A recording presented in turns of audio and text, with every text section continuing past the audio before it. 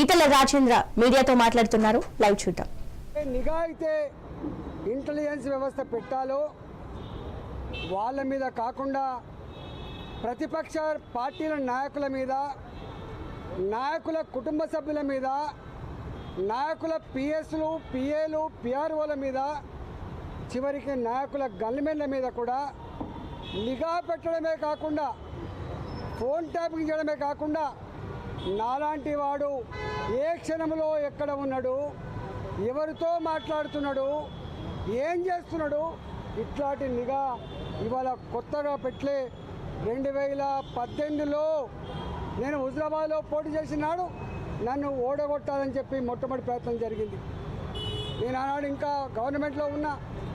2021లో Huzurabad by elections వస్తే 6 నెలల కాలం పాటు అక్కడ ఎన్నికల ప్రచారం జరిగితే పొద్దున్న సాయంత్రం నేను ఏ కార్యకర్తతో మాట్లాడుతున్నా, ఏ ప్రజలతో మాట్లాడుతున్నా, ఏం మాట్లాడుతున్నా ఇవన్నీ కూడా ట్యాప్ చేసి రాత్రి కల్లా వాళ్ళ ఇళ్ళలో పోయి, బిడ్డ నువ్వు ఈటల ఆయనతో మాట్లాడినావు, ఇది మాట్లాడినావు, నువ్వు ఆయనకు కనుక సపోర్ట్ చేస్తే ఇగో నీకు నష్టం ఇది జరుగుతుంది, లేకపోతే నీకు ఇగో ప్రలోభ పెడతా అని చెప్పి డబ్బుల ఆశ చూపి, పదవుల ఆశ చూపి, అధికారంతో బెదిరించి ఇవాళ ఓడగొట్టేటువంటి దుర్మార్గమైన ప్రయత్నం చేసినట్టుగా ఇవాళ వందల ఎవిడెన్సెస్ ఇవాళ ఇక్కడ చూపించడం జరిగింది.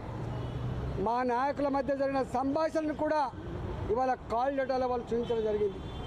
2023లో గజ్వేల్లో పోటీ చేసినప్పుడు కానీ, మళ్ళీ హుజరాబాద్లో పోటీ చేసినప్పుడు కానీ ఇదే దుర్మార్గమైనటువంటి పద్ధతి కొనసాగింది.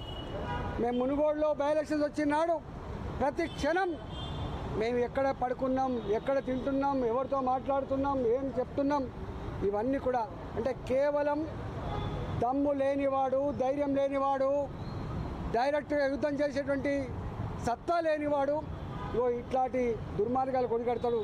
ఇవాళ నేను డిమాండ్ చేస్తున్నా ఈ ప్రభుత్వానికి. ఇప్పటికే సంవత్సరం గడిచిపోయింది. మీరు అనేక కమిషన్లు వేసిండ్రు. ఇవాళ విద్యుత్ కొనుగోళ్ల మీద కమిషన్ వేసిండ్రు, ఏమైందో తెలియదు. ఇవాళ ఫోన్ ట్యాక్ మీద కమిషన్ వేసిండ్రు, సంవత్సరం అవుతుంది, ఏం చేస్తారో తెలియదు. ఇవాళ కాళేశ్వరం మీద కమిటీ వేసిండ్రు, ఇంతవరకు రిపోర్ట్ రాలే. నాకు అనిపిస్తోంది ప్రభుత్వానికి నిజాయితీ ఉందా లేదా. ఇవాళ బీఆర్ఎస్ బీజేపీ ఒకటని చెప్పి మాట్లాడేటువంటి రేవంత్ రెడ్డి గారు సమాధానం చెప్పవలసింది. ఇవాళ మీరు కనుక బీఆర్ఎస్ కాంగ్రెస్ పార్టీ కనుక లోపాయికారి ఒప్పందం లేకపోతే, లాలుచి పడకపోతే ఎందుకు తూతూ మంత్రంగా, ఎందుకు నత్త నడకన ఈ ఎంక్వైరీ జరుగుతూ ఉన్నాయి, ఎందుకు ఎంక్వైరీ రిపోర్ట్స్ బయట పెడతలేరు, ఎందుకు బాధ్యత మీద చర్య చేపడతలేరు, సమాధానం చెప్పాల్సిన బాధ్యత ఈ రాష్ట్ర ముఖ్యమంత్రి గారు ఉందని చెప్పి హెచ్చరిస్తాను. ఇవాళ ఎంత బాధ అవుతుందంటే ప్రభాకర్ రావు గారు డైరెక్ట్గా ఐపీఎస్ ఆఫీసర్ కాదు. ప్రభాకర్ రావు గారు ప్రమోట్గా ఐఏఎస్ కన్ఫర్డ్ అయ్యి ఇవాళ కేసీఆర్ తన సుట్టరికమా, తన చెప్తే పని నమ్మకంగా చేసేవాడా అంటే ఆఫీసర్లు చట్టానికి లోబడి పనిచేసే వాళ్ళు ఉండొద్దు, తన ఇష్టానికి లోబడి పనిచేసే వాళ్ళు ఉండాలని చెప్పి నిబంధనలకు విరుద్ధంగా ఎస్ఐబి అనేది ఒక బాధ్యతాయుతమైన సంస్థ, దానికి ప్రభాకర్ రావు గారిని మొట్టమొదటిగా నియమించారు. 2020లో అనుకుంటా ఆయన రిటైర్డ్ అయ్యిండు.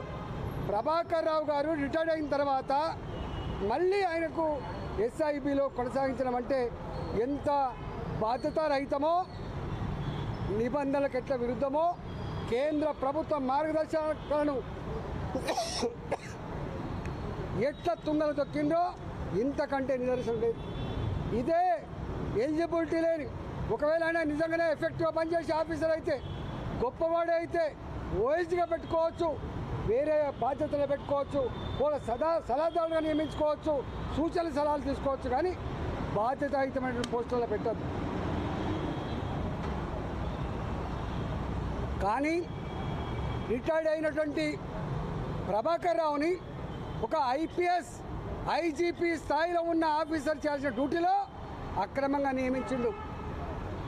ఎస్ఐబిలో అక్రమంగా నియమించడమే కాకుండా చాలా కీలకమైన రాష్ట్ర భవిష్యత్తు కానీ, దేశ భవిష్యత్తు కానీ ఇంటెలిజెన్స్ డిపార్ట్మెంట్కి ఉంటుంది.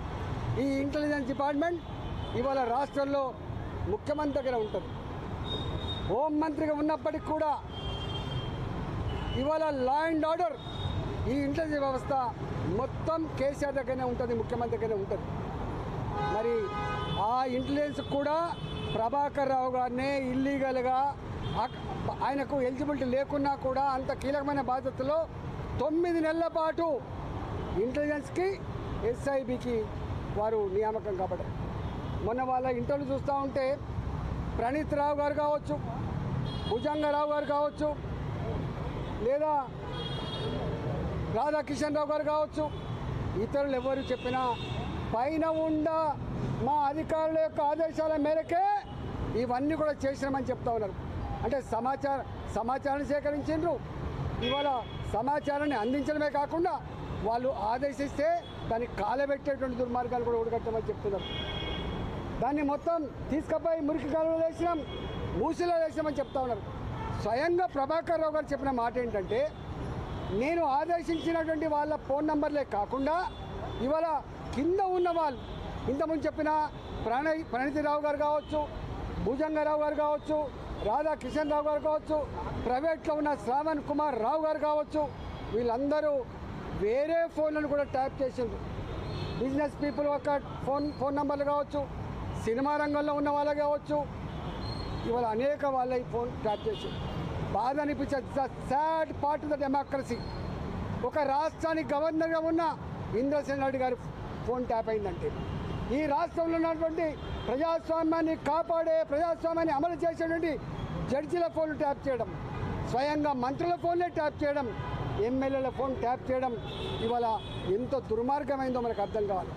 చివరికి వాళ్ళ డిపార్ట్మెంట్లలో పనిచేసేటువంటి హెచ్ఓడీల ఫోన్ కూడా ట్యాప్ చేయడం, పోలీస్ అధికారుల యొక్క ఫోన్ కూడా ట్యాప్ చేయడం, ఇది ప్రజాస్వామ్యానికి పాతరడానికి పరాకాష్ట. అయింది ఆనాడు 1975, ఇవాళ 50 సంవత్సరాలు అవుతుంది. ఆనాడు వ్యక్తుల స్వేచ్ఛను హరించి ప్రజాస్వామ్యాన్ని చెరబట్టి మొత్తం దేశాన్ని జైలుగా మార్చి ఆనాడు ఇందిరాగాంధీ 1975లో ఎమర్జెన్సీ చట్టాన్ని బట్టి వేల మంది మీద కేసులు పెట్టి వందల మందిని జైలు పాలు చేసి ఇవాళ కొంతమందిని అడ్రస్ లేకుండా సావగొట్టినటువంటి నల్ల చీకటి అధ్యాయాలు మళ్ళీ ఇవాళ ఈ రూపంలో కనబడతా ఉన్నాయి. నేను ఒకటే డిమాండ్ చేస్తూ ఉన్నా, ఇవాళ 50 సంవత్సరాలు గడిచింది ఈ దేశంలో, ఎమర్జెన్సీని తీసుకొచ్చి 50 సంవత్సరాలు గడిచింది. ఇవాళ మనం గవర్నర్ల ఫోన్లు, జడ్జిల ఫోన్లు, స్వయంగా మంత్రుల ఫోన్లు, ఎమ్మెల్యేల ఫోన్లు, ఇవాళ బాధ్యతాయుతమైనటువంటి సంఘంలో పేరున్న వాళ్ళ ఫోన్లు ట్యాప్ చేసి వాళ్ళ బలహీనతల మీద దెబ్బ కొట్టి ఇవాళ అనేక రకాల అక్రమాలు, దుర్మార్గాలు జరిగినట్టుగా మనకు అర్థమవుతూ ఉంది. కాబట్టి ఈ ఎంక్వైరీ అయితే ఉందో నత్తనడక జరగకుండా దీంట్లో ఎవరు ఆదేశాల మేరకు ప్రభాకర్ రావు గారు ఇలాంటి పని చేసిండు, ఇవాళ కింద ఉన్న అధికారులు ఎవరి ఆదేశాల మేరకు చేసిండ్రు, ఎందుకు కాలబెట్టాల్సి వచ్చింది, ఎందుకు మొత్తం చార్జ్ చేయాల్సి వచ్చింది, ఇవన్నిటి మీద సమగ్రమైన ఎంక్వైరీ జరగాలి. రేపు ప్రజాస్వామ్యం బతుకుండాలంటే, రాజ్యాంగం మీద ప్రజలకు విశ్వాసం కలగాలంటే, ఫండమెంటల్ రైట్స్ ఉండాలంటే తప్పకుండా ఇప్పుడు కనుక చర్య తీసుకుంటేనే ఈ దేశంలో ప్రజాస్వామ్యం వర్ధిల్లుతుంది. ఈ దేశ ప్రజాస్వామ్య వ్యవస్థ మీద ప్రజలకు ఒక విశ్వాసం ఉండేటువంటి ఆస్కారం ఉంటుంది తప్ప లేకపోతే లేదు. కాబట్టి వాళ్ళు ఎంతటి వారైనా తప్పకుండా దీని మీద విచారణ సమగ్రంగా చేయాల్సిందే, దోషులను ఐడెంటిఫై చేయాల్సిందే, చట్ట ప్రకారంగా శిక్షించవలసిందే, ప్రజాస్వామ్యాన్ని కాపాడవలసిందే, ప్రజలకు ఒక గొప్ప సందేశం పంపాల్సిన బాధ్యత ఉందని చెప్పి నేను డిమాండ్ చేస్తూ ఉన్నా. లేకపోతే ఈ ప్రభుత్వం కూడా ఇవాళ వాళ్ళతో కొలుడైనట్టుగా భావించవలసి ఉంటుందని చెప్పి ఇవాటి ప్రభుత్వాన్ని కూడా నేను హెచ్చరిస్తూ ఉన్నా.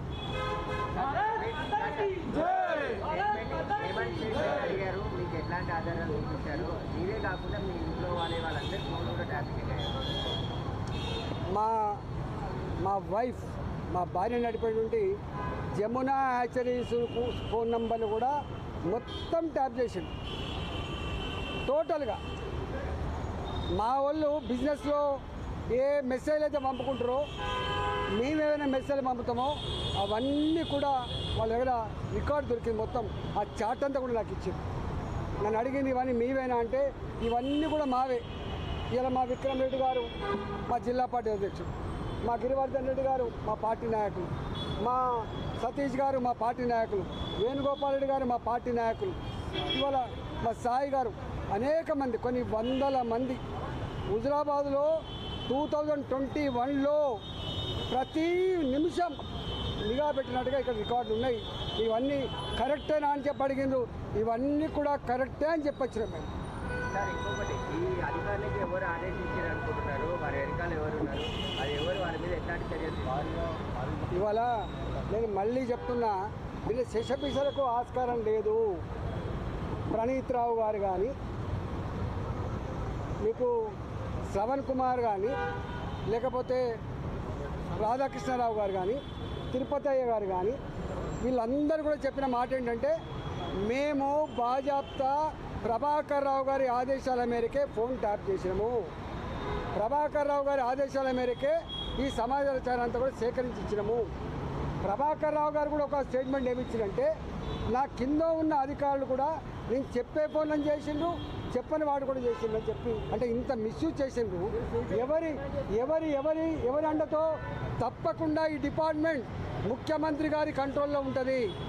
ఈ ఇంటెలిజెన్స్ వ్యవస్థ కానీ, ఎస్ఐబి కానీ, లా అండ్ ఆర్డర్ కానీ, ఇవన్నీ కంట్రోల్ ఉండేది ముఖ్యమంత్రి దగ్గర ఉంటుంది. ఏ పీరియడ్లో ఇవి ట్యాప్ చేయబడ్డావో, ఏ పీరియడ్లో ఈ సమాచారం సేకరించబడ్డదో అప్పుడు ముఖ్యమంత్రి గారు ఎవరు ఉంటారు? కేసీఆర్ గారే ఉంటారు. ఇవాళ ముఖ్యమంత్రి గారికి తెలవాలి. ఇవాళ ముఖ్యమంత్రి గారి కిందనే ఉంటుంది ఇంటెలిజెన్స్ వ్యవస్థ, ముఖ్యమంత్రి గారి కిందనే ఉంటుంది ఇవాళ ఎస్ఐబి వ్యవస్థ. ఇవాళ ఈ ముఖ్యమంత్రి గారికి చెప్పాలి. మీరు మంత్రిగా పనిచేసిన సమయంలో, టీఆర్ఎస్లో మంత్రిగా పనిచేశారు, ఆ సమయంలో ఫోన్ ట్యాపింగ్ సంబంధించి చర్చ కానీ, ఇట్లాంటి ప్రభాకర్ రావు మీట్ కావడం కానీ అట్లాంటివి జరిగినాయి ముఖ్యమంత్రి గారు? అసలు జనరల్గా ఇంటెలిజెన్స్ వ్యవస్థ కానీ, ఎస్ఐబి కానీ, ఈ రెండు చాలా కాన్ఫిడెన్షియల్గా పనిచేయాల్సిన డిపార్ట్మెంట్. ఇవాళ ఈ రూపంలో వాటి చరిత్ర ఇంత మలైన అవుతుందని, బయటకు వస్తుందని చెప్పి ఎవరు ఊహించలేదు. అంటే ఎంత బాధ అవుతుందంటే, భార్యాభర్తలు, నేను నా భార్య ఇద్దరం మాట్లాడుకునే సంభాషణ కూడా వింటుందంటే ఎంత నీచానికి ఒడిగట్టిండ్రు వీళ్ళు, ఎంత నీచానికి ఒడిగట్టిండ్రు. ఇక ఇంతకంటే దుర్మార్గం ఏముంటుంది? ఒకవేళ ఈ ప్రభుత్వానికి దమ్ము లేకపోతే